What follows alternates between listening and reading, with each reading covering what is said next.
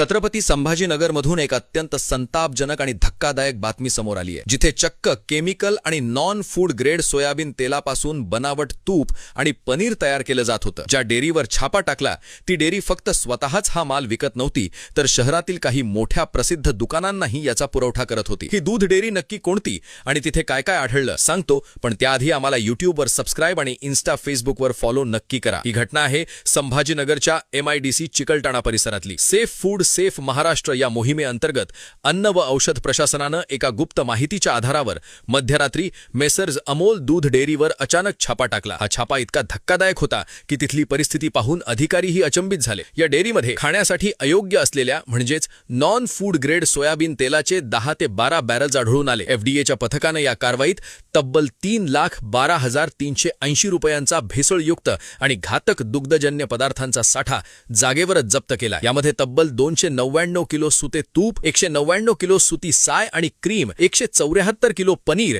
आणि 278 kilo refined soybean तेल असा एकूण 950 किलोचा अस्वच्छ आणि भेसळयुक्त साठा जागेवरच जप्त करण्यात आला। ही अमोल दूध डेअरी फक्त स्वतःच हा माल विकत नव्हती, तर शहरातील काही मोठ्या प्रसिद्ध दुकानांनाही याचा पुरवठा करत होती। शहरातील प्रसिद्ध लक्ष्मी डेअरीच्या टीव्ही सेंटर एरिया, कामगार चौक आणि दर्गा रोडवरील श्रीराम चौक येथील 3 मुख्य रिटेल काउंटर्सवर हा भेसळयुक्त माल पाठवला जात होता। हे समजताच FDAच्या पथकानं तत्काळ या 3ही दुकानांवरही धडक कारवाई केली। तिथून 29,930 रुपये किमतीचे 41 किलो गाईचे तूप जप्त करण्यात आले असून अन्न सुरक्षेचा भंग करणाऱ्या या सर्व ठिकाणांहून नमुने तपासणीसाठी प्रयोगशाळेत पाठवण्यात आले आहे। या अमोल दूध डेअरीचा अन्न सुरक्षा परवाना तात्काळ प्रभावानं निलंबित करण्यात आला असून संपूर्ण उत्पादन युनिट सील करून बंद करण्यात आला आहे। हा व्हिडिओ जास्तीत जास्त शेअर करा, जेणेकरून आपल्या ओळखीच्या लोकांचं आरोग्य सुरक्षित राहील। या संपूर्ण प्रकरणावर तुमचं मत काय कमेंट्समध्ये नक्की सांगा।